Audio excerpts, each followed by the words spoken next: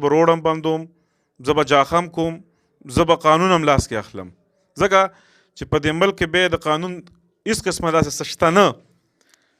چې موږ ته انصاف میلاو نه شي. د سټې د پاسه یو سړی راځي کار کوي، زورور دی، دوی پیسې ورکوي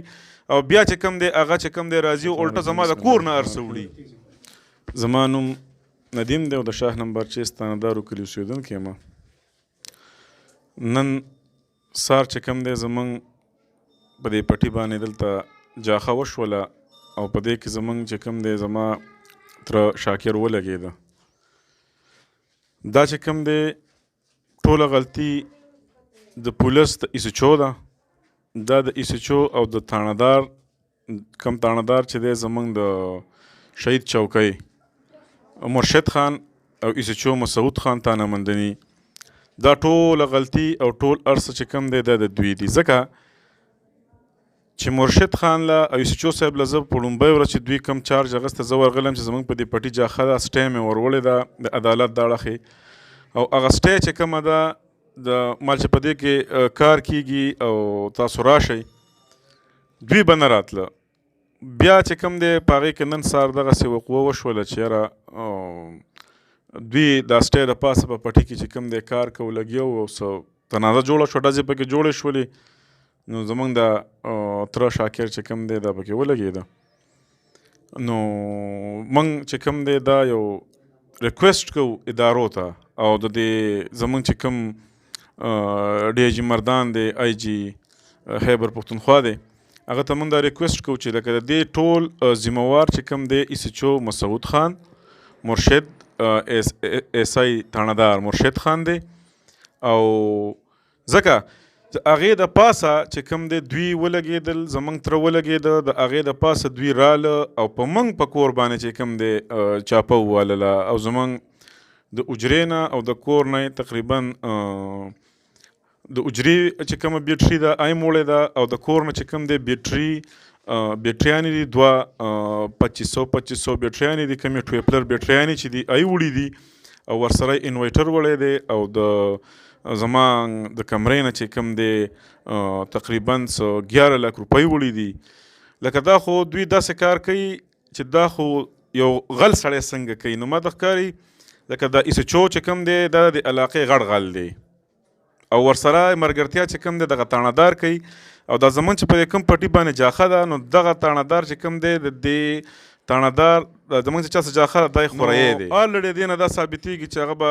ون سایډ کردار لازم ادا کوي او پټي ته به نه راته. د هغې چې کوم دی د دوی وایس میسجونه هم ما سره شته، کوم چې دغه دي د ماته کال ریکارډینګ کړی د تاڼې هغه هم ما سره شته، د تاڼهدار چې کوم دی د مرشد خان هغه هم ما سره شته. بل چې کوم دی په ما باندې دعوه نشته، کس زما نه ولګېده، ایسچو راځي زما په کور باندې چاپه وی ولې وی. ایسچو له خو په کار دا چې ته کوم زموږ په چا دعوه د لاړ شه هغه ونیسه، هغه کولاو ګرځي، خو په هغه کې دا جرأت نشته ځکه چې دا ایسچو کم او غل زیات دی. نو زموږ دا خواست دی آی جي کے پي کې ته، ډي آی جي مردان ته، ډي پي او 400 ته چې د دې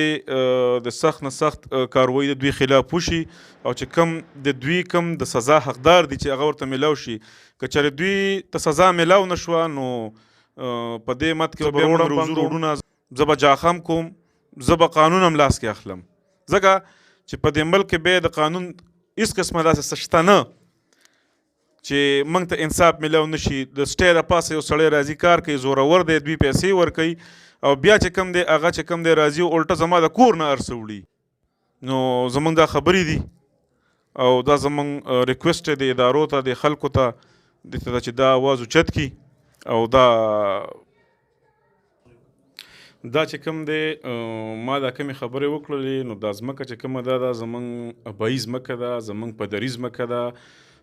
د دې چې کوم دی ما سره دا کاغذونه دي، دا زموږ ذاتي خپله ځمکه ده، په دې کې د چا هېڅ قسمه څه کار نشته دی ځکه چې د دې هر قسم ثبوتونه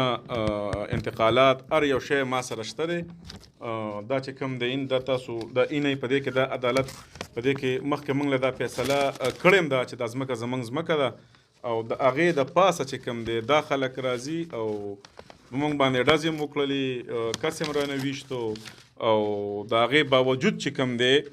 نو پولیس راځي او پولیس چې کوم دی ون سایډ کردار کوي په دې وجه چې هغوی ولا پیسې ورکوي او د پیسو په وجه باندې چې کوم دی هغوی دغه کوي. زما چې کوم دی ایویډنس دي، ثبوتونه دي ما سره، نو ما سره خپل انتقالات دي د دې پټي، زمونږ دا چې زمونږ په دریځ مکه ده. نو مهرباني وکئ،